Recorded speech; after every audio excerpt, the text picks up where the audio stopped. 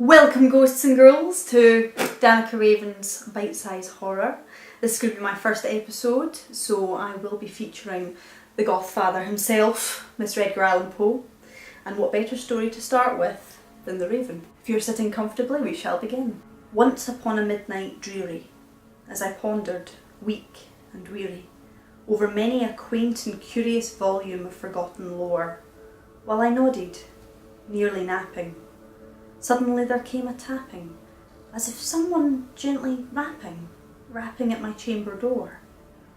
"'Tis some visitor," I muttered, tapping at my chamber door. "Only this, and nothing more." Ah, distinctly I remember. It was in a bleak December, and each separate dying ember wrought its ghost upon the floor. Eagerly I wished the morrow. Vainly I'd sought to borrow from my books surcease of sorrow. Sorrow for the lost Lenore, for the rare and radiant beauty whom the angels called Lenore, nameless here forevermore. And the silken, sad, uncertain rustling of each purple curtain thrilled me, filled me with fantastic terror never felt before, so that now, so still the beating of my heart, I stood repeating, "'Tis some visitor entreating entrance at my chamber door. Some late visitor entreating entrance at my chamber door. It is this, it's nothing more." Presently my soul grew stronger, hesitating then no longer. "Sir," I said, "or madam, truly your forgiveness I implore, but the fact is I was napping, and so gently you came rapping, and so faintly you came tapping at my chamber door, that I scarcely was sure that I heard you." Here I opened wide the door. Darkness there, nothing more. Deep into the darkness peering, long I stood there wondering, fearing, doubting, dreaming dreams no mortal ever dared to dream before.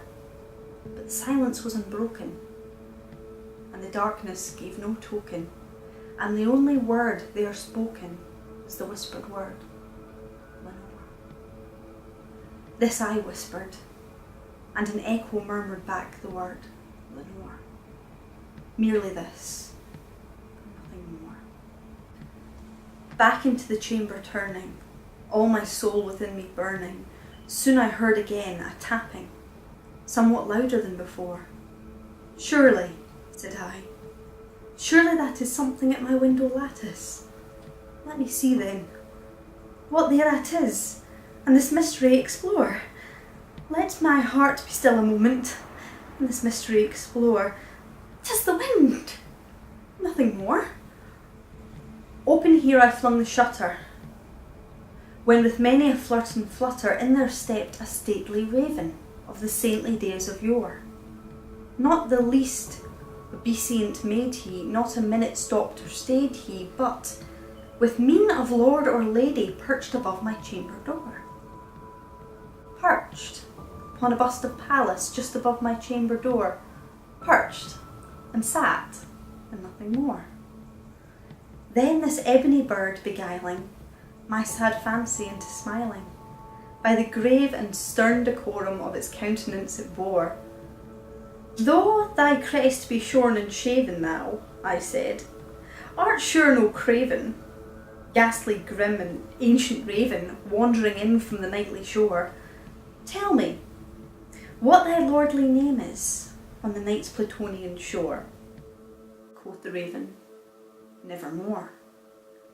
Much I marvelled, this ungainly fowl to hear discourse so plainly, though its answer little meaning, little relevancy bore, for we cannot help agreeing that no living human being ever yet was blessed with seeing bird above his chamber door, bird or beast upon his chamber door, with such a name as Nevermore. But the raven, sitting lonely on the pallid bust, spoke only that one word, as if his soul in that one word did outpour. Nothing further than he uttered, not a feather then he fluttered, till I scarcely more than muttered, "Other friends have flown before, On the morrow he will leave me, as my hopes have flown before. Then the bird said, nevermore. Startled at the stillness broken by reply so aptly spoken. Doubtless, said I, what it utters is only stock and store, caught from some unhappy master, whom unmerciful disaster followed fast, and followed faster, till his songs one burden bore, till the dirges of his hope that melancholy burden bore of nevermore.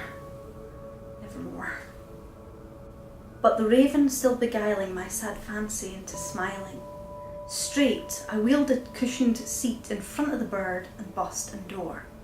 Then, upon velvet sinking, I bestook myself to linking fancy into fancy, thinking what this ominous bird of yore, what this grim, ungainly, ghastly, gaunt and ominous bird of yore meant in croaking nevermore. This I sat engaged in guessing, but no syllable expressing to the fowl whose fiery eyes now burned into my bosom's core. This and more I sat divining, with my head at ease reclining on the cushion's velvet lining that the lamplight gloated o'er. But those velvet, violet lining, with the lamplight glowing over, she shall press, nevermore. Then methought the air grew denser, perfumed from an unseen censer, swung by seraphim, whose faint footfalls tinkled on the tufted floor. Wretch, I cried, thy God hath lent thee, by these angels he hath sent thee, respite, respite and nepenthe from the memories of Lenore. Quaff, oh quaff this kind nepenthe, and forget the lost Lenore. Quoth the raven, nevermore. Prophet, said I, thing of evil, prophet still, if bird or devil, whether tempest sent or whether tempest tossed thee here ashore, desolate, yet all undaunting, on the desert land enchanting, on this home by horror haunted, tell me truly, I implore, is there balm in Gilead? Tell me, I implore. Quoth the raven, nevermore.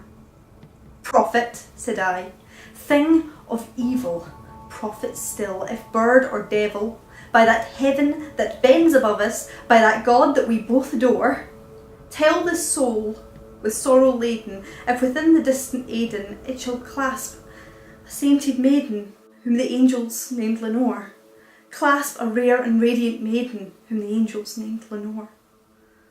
Quoth the raven, nevermore. Be that word or sign of parting, bird or fiend, I shrieked upstarting, get thee back into the tempest and the night's Plutonian shore. Leave no black plume as a token of that lie thy soul hath spoken. Leave my loneliness unbroken. Quit the bust above my door. Take thy beak from out my heart, and take thy form from off my door. Quoth the raven, nevermore. And the raven, never flitting, still is sitting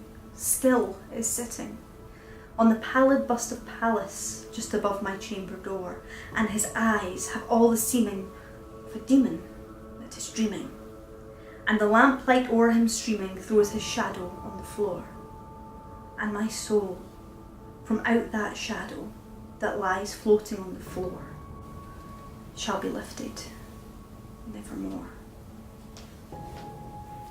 If a talking bird wasn't enough to give you the chills, why not stay tuned? We'll be looking into different frightening fiction every week. But if you did enjoy what you heard, why not pop a comment down below and tell us what your favourite Edgar Allan Poe story is. Perhaps we'll read another one in future.